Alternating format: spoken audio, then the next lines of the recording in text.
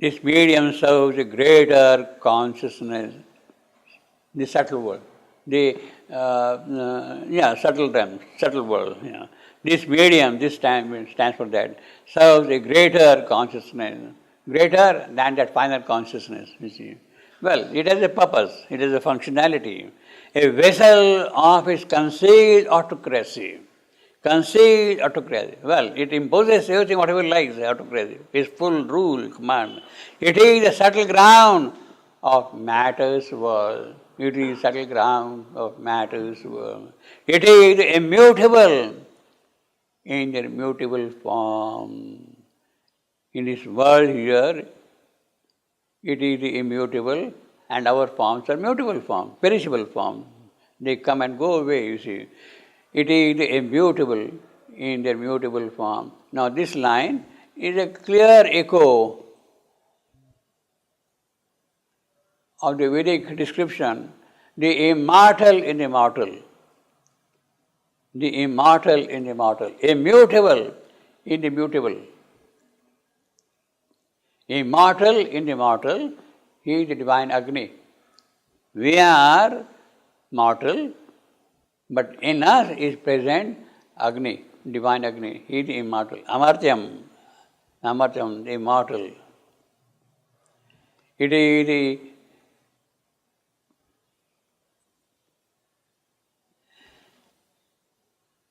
the immutable in the subtle form, in the mutable form, in the force of its creative memory. It guards the deathless type of perishing thing. Its lowered potency is found our fallen strength. Its thought invents our reason ignorance. Its sense fathers our body's reflexes. Now this is important. This force of creative memory, it guards the deathless type of perishing things. You see, there are perishing things. All that we have got are perishing things. But behind that perishing thing, there are the deathless forms. And those deathless forms are guarded by it, by the subtle world, by that consciousness. Now, in its creative memory,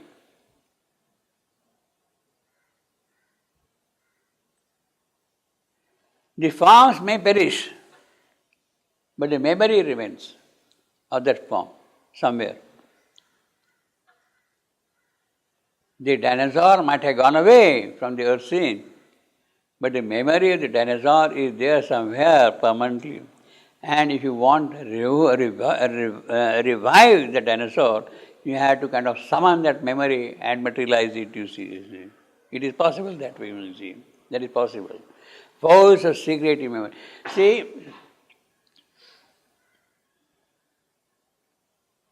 that is how the perishable things can appear, by summoning this creative memory. At a deeper level,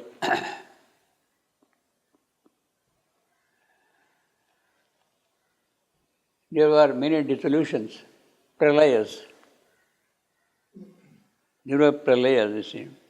Now, in the earlier pralaya, some kind of a progress was made by the earth consciousness. Some kind of a progress was made.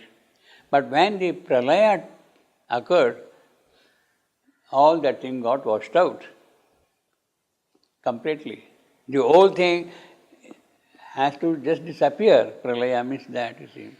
Now, when the new creations after that pralaya starts, when the earth was recreated in the new cycle of creation, then earth has the memory of the previous existence, of the previous cycle. It is the psychic memory of the earth. The psychic memory of the earth is still intact. That cannot go away. And that psychic memory is the one now which makes it recollect some of the things of the past. Recollect some of the things of the past. That psychic memory of the earth. So, earth has a kind of a fear at times. Will there be this time also a pralaya?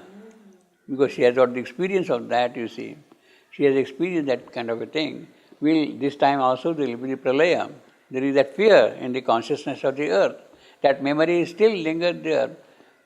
But the mother says, now there will be no more pralaya.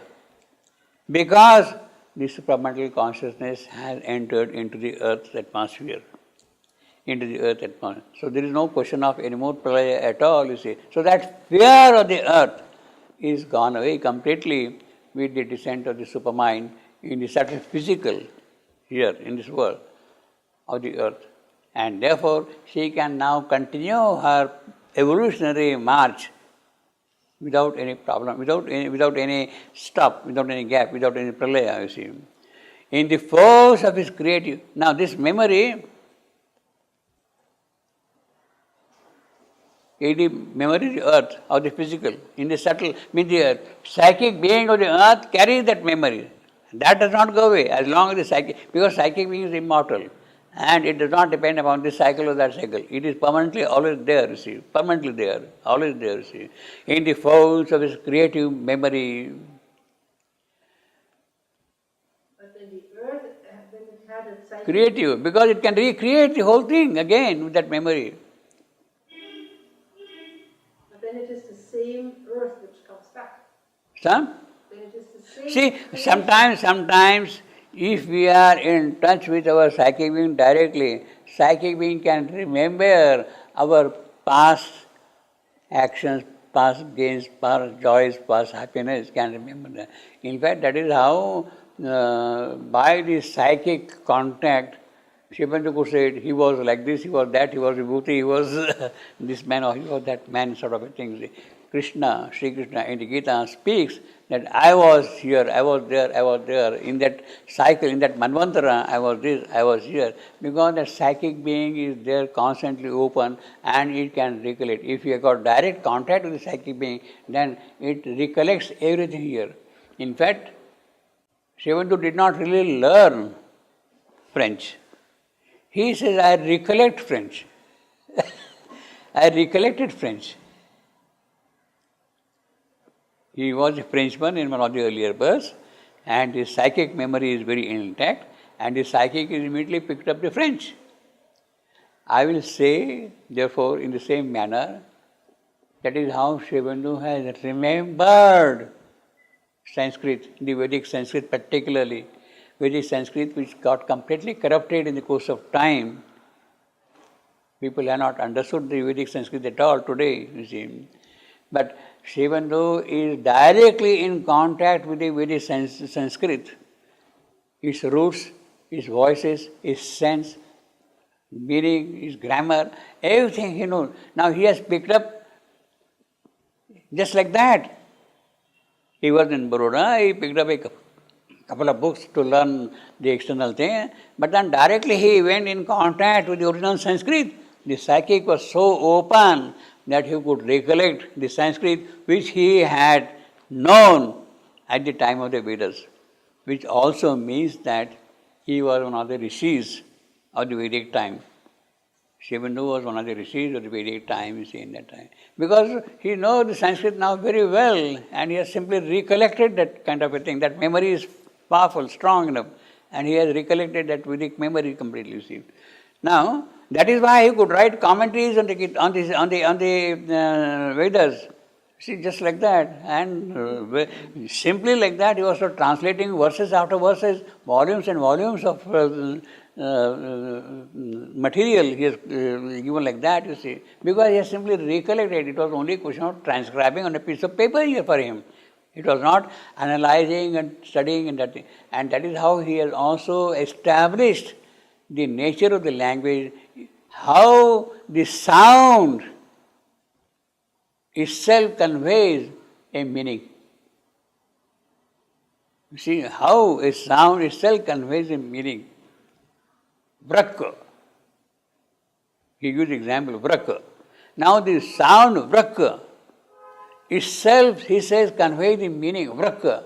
If you hear very carefully, it means that tearing. Tearing of vrak. As if you are tearing something, you see. That sound itself is giving the sense of something like a tearing. And then that tearing, etc., goes down, it becomes a wolf. the terror, you see. So you call Vraka as a bull now, you see. So our language calls Vraka as a bull. But the Vedic people at that time, they immediately understood Vraka is the sound of terror, tearing. So like that they could connect many things like that. Go, all these symbols, they had the sound which conveyed the meaning. And then they could identify Ashwa, horse. You see, it is the word Ashwa, strength and speed. Ashwa. The sound itself gives the feeling of strength and speed. Ashwa. Strength and speed simultaneously. Strength and speed. Ashwa. So they don't have to. So then later on in the course of time, Ashwa became a horse, a physical animal, so to say, in front of us, you see. But for the Vedic rishis, Ashwa means strength and speed, haste. And therefore Ashwapati is called a strong forerunner. He is called a strong forerunner, you see. Divine Mother calls him strong, strength, forerunner, speed, with which things are happening to you. Oh, strong forerunner. So the name Ashwapati is given to this person by the Divine Mother herself. She is calling him Ashwapati. It is not she even to. So now we say, okay, this man is Ashwapati.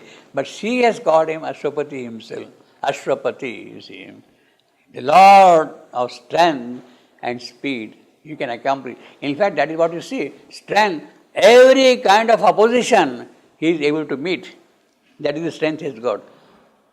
Forerunner, he is the one who is going to build up the future of immortality on this world. He is the forerunner. So that is how he is Ashwapati. The Lord of the horses. So the memory of these words and sound is there always intact with us.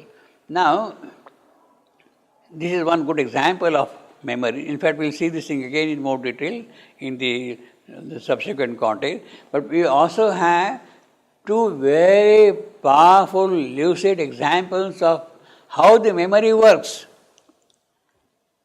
How the memory works. See, Ashwapati in Book 3, Canto 4, the book of the Divine Mother, is chasing the unknowable. And he is going into the non-manifest supreme, into the absolute non-manifest. Now, he had a choice there to go and merge into the non-manifest and disappear from this creation completely. He has a choice there. He is entering there, he has a choice there. But then the memory in him awakes. Memory tells him, look, why you have come here? For what purpose you have come? You have not come here to disappear into the unknowable. You have come here to bring down the divine power for a certain purpose. So that memory in him compels him to come back from the absolute and then make a plea to the Divine Mother to take the mortal birth. So that memory is important. It is a psychic memory. The psychic knows what for it is here. And if you are sufficiently attentive to the psychic voice, then you can proceed along that line. He was completely aware of what his psychic being wants, what for he has taken the birth, and therefore he does not want to disappear into the absolute, into the unknowable. He wants to do some work here in this manifestation. And therefore that memory or the psychic memory there, look, you have taken a birth here, you have come here for a certain purpose. Don't forget that purpose and disappear. You have to bring down the divine power here so that the divine manifestation can happen. You have built up a new creation up there, that new creation has to be brought down upon earth. That is the purpose for which you have taken the birth, so that memory is there. Now, that is the memory in the case of Ashwapati, in the yoga of Ashwapati. A similar memory also appears in the case of Savitri's yoga. Savitri's yoga. Creative memory, that is what it is. In the case of Savitri's yoga, Savitri is told to annul herself, that only God be. You are nobody, nobody, nobody. Completely annul. Merge yourself totally into God. Annul yourself completely. She is on the footsteps of Nirvana, and she can disappear into Nirvana completely and then forget about earth and all these miseries and all this mortality and all that. She is on the verge of that thing. She can disappear completely, vanish into Nirvana. But then the soul of Savitri is alert. And the soul of Savitri has the memory. Look, Savitri, you have now taken birth here to disappear into God. You have taken birth here to do some work. You have taken birth here to remove death, which is governing the present world, by which the death, by which lives here falsehood. You have to remove that falsehood by removing death. Then only truth can remain upon earth, can be established upon earth.